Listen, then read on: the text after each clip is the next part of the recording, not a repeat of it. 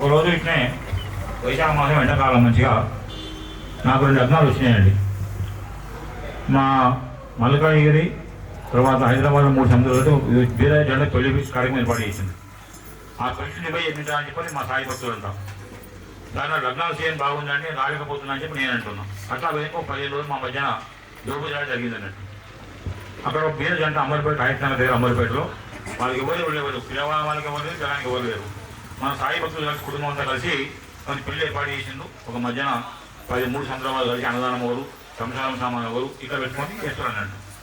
మా జిల్లా కన్వీనర్ గారు ఏమంటారంటే 60 గారు పెళ్లి మాత్రం మీరు చేయించాలి తప్పదు మీకంటే నేనన్నాను కదా సార్, నాకు పెళ్లి కార్యక్రమం పెళ్లి చేయాలని రాలేకపోతున్నాను నేను అన్నాను.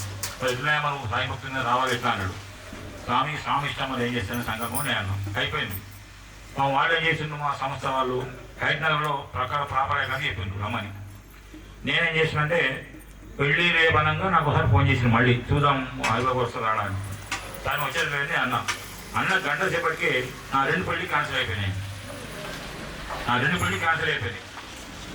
ఏం చేయాలప్పుడు ఇక సరే సాయం ప్రోగ్రామ్ అవుతుంది పోయిన తర్వాత అప్పుడు ఇట్నే పంటైనా పోయినా సాగు చూసి ఆశ్చర్యపోయాడు. ఏంటైనా 15 రోజులు చెప్పి రానంటావు ఇప్పుడు చూసాం అన్నాడు.